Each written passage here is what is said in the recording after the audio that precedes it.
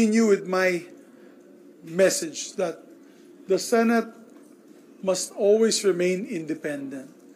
And due to my strict adherence of the Senate remaining independent, maybe that could be the cause of my demise.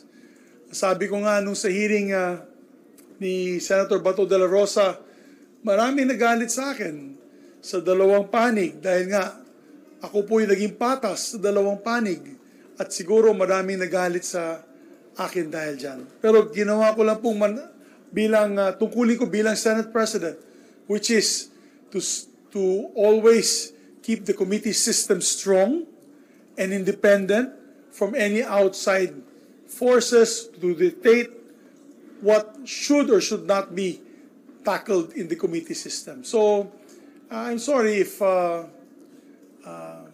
may mga ruffled feathers at may nagalit sa akin, pero ganun talaga ako. You may call me a Boy Scout, but I'm happy to oblige all the other members of the Senate that have passed before us. The likes of Joco Arroyo, Miriam Defensor Santiago, of course, those who also already retired, like Senator Frank Dillon, Senator Juan Ponce Enrile, kung saan talagang stickler for rules of the Senate, independence of the Senate, that the Senate remains the last bastion of democracy in our country.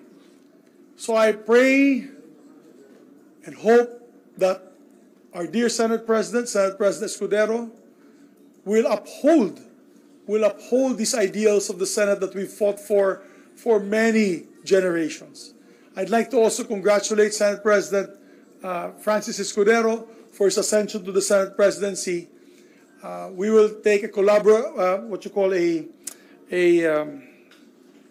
critical collaboration when it comes to measures that are needed by our country. So, as I said earlier, I had resigned as my post for Senate President. I am an independent member of the Senate now.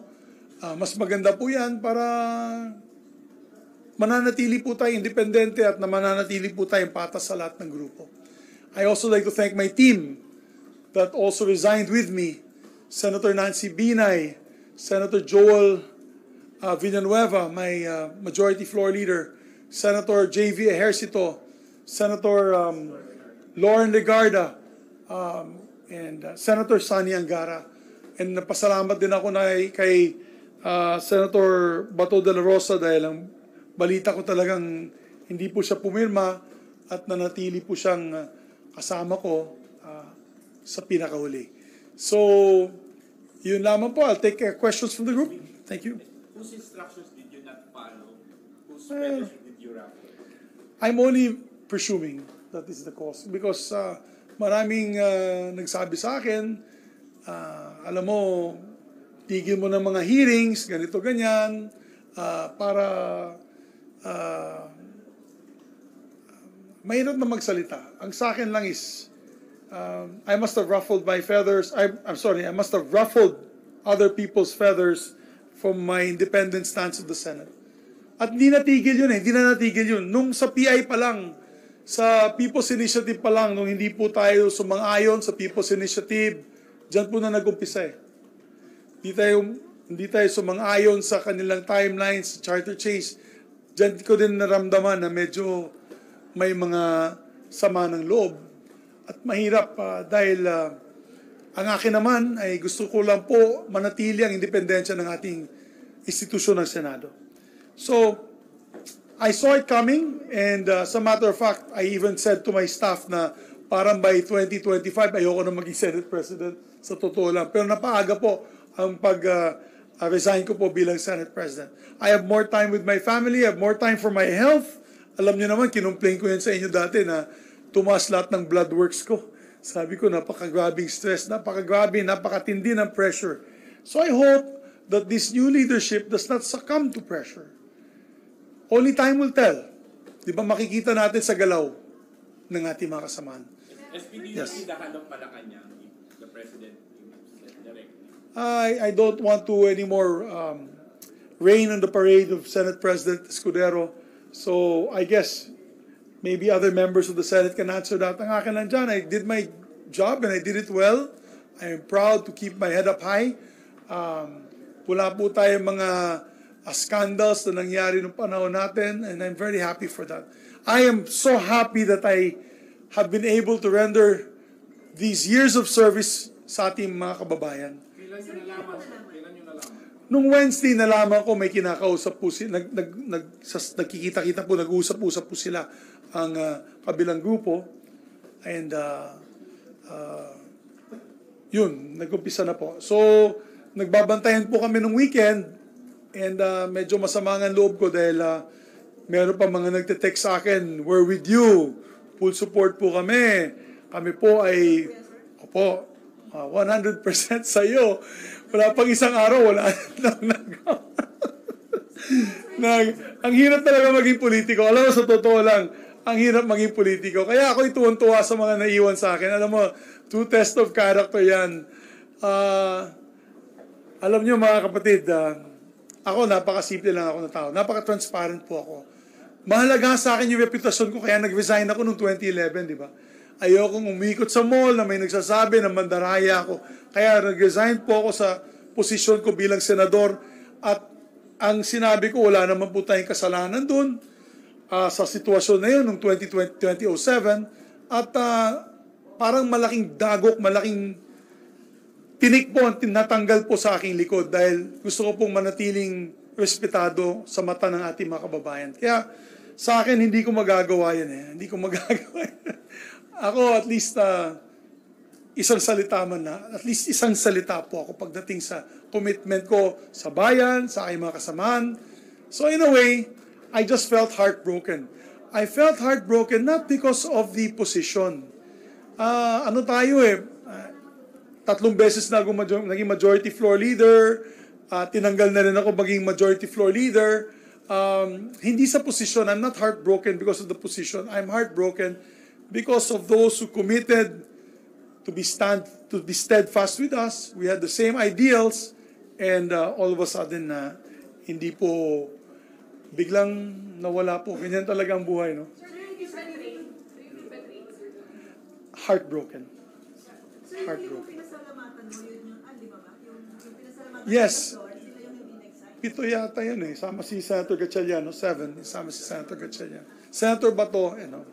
Would you consider this a meeting on PIDEA leaks as one of the delaying factors while you were compelled or you offered to resign? Meron bang mga pressure? Kasi considering na the president is being implicated.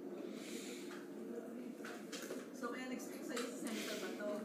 Kasi yung hearing niya. Your guess is as good as mine. I don't want to say it, pero ganun talaga. Ako, I've been very loyal to our president. And in fairness, we've tried to give him good counsel. Nung sa PI, sinabihan ko po siya na masama po ito para sa ating bansa. Umpisa po ito ng kaguluhan. Di ko alam kung nakinig po siya sa akin o hindi. Ang akin lamang po dyan ay I try to give him good advice. Hindi yung rara-ra na ang galing mo, ikaw ang the best. Hindi tayo ganyan eh. We're always trying to give good advice. Not only to him, but to everyone else in the cabinet.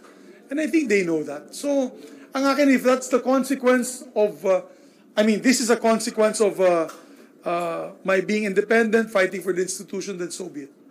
I'm happy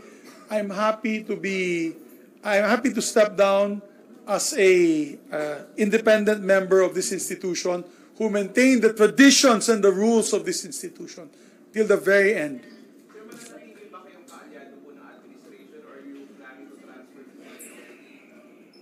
We will discuss this tonight.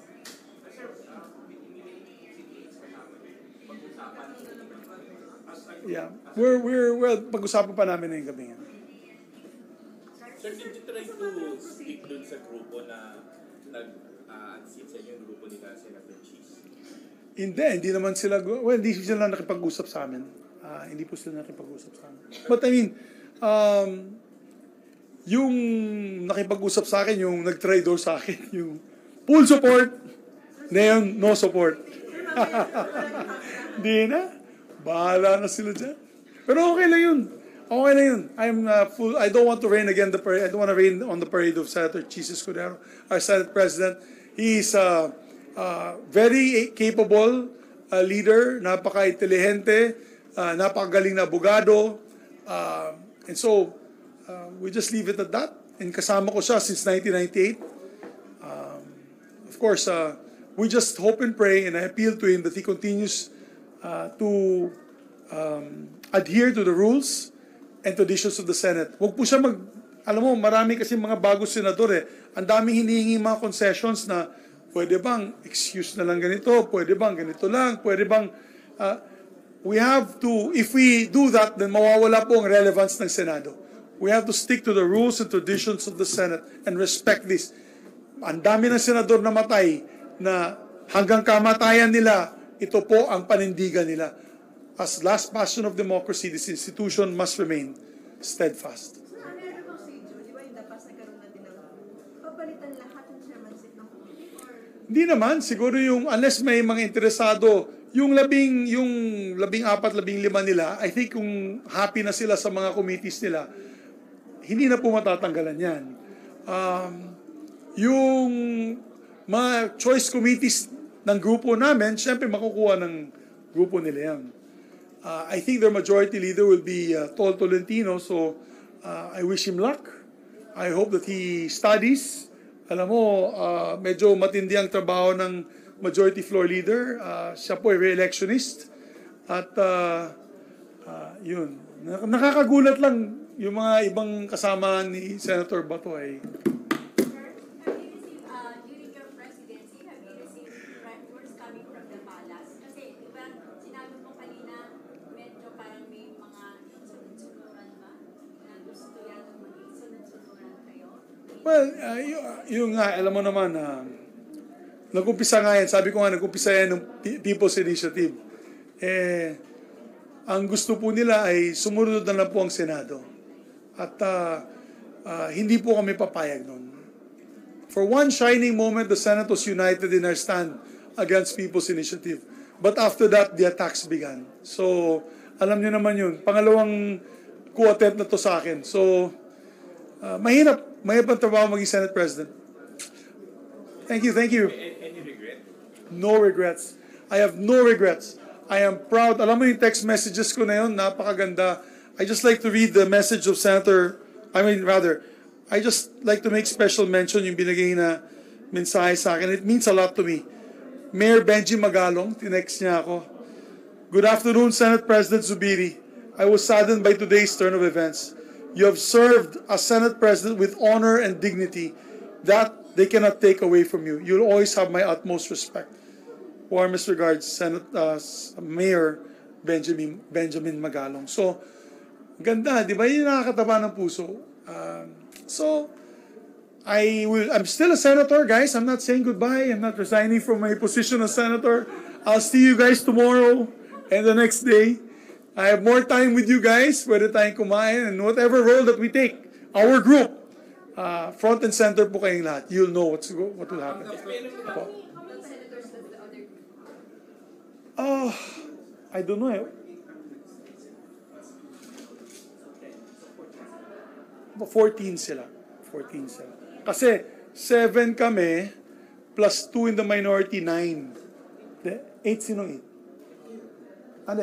Sino yung nine? Yung kasama ko si Senator JV, myself, Senator Nancy, Senator Lauren, Senator Joel, Senator Sherwin, Senator Bato, 7. Sensani, steadfast sa atin, 8, plus 2 minority. So, 14 sila. Sir, what would this impact on the ongoing Chacha hearing? Wala na. Goodbye, Chacha. Ano po? Kasi Nag-resign na si Sani Escudero. Si Sani Angara, nag-resign na po siya. paano yun? Wala na, we had to cancel, where it's all canceled. Alam niyo naman si Senator Escudero, anti-Chacha. So, di ba? Openly is anti-Chacha. So, I hope the people that supported him know that. Yun nga, sir, di ba? Parang if ever. Strange bedfellows. I always say this is strange bedfellows, di ba? So, okay lang. How about yung As far as we're concerned, the Chacha this week is dead. We don't have any Chacha hearings. Hindi si Yung mga Senator priority. Bato, mawawalan din ng committee niya doon sa dangerous. Wala na si Morales. I'm sure Senator Bato de la Rosa will be taken out of his committee. I presume, no? Because isa sa mga punot dulo nitong nangyari ito. yung ano po, SB, yung mga priority bills, yung mga priority bills. Well, ang dami. Alam mo, kaya nga request ko sa kanila ganito. Nag-request ko kasi ang gusto po nila, pag start ng session, change leadership kagad.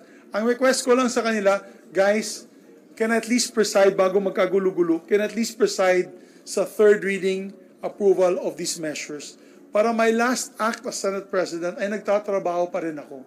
So we did it, and we thank the new leadership for allowing me to preside in the approval of these like AFASA, amendments to the tax code, I think. Oh.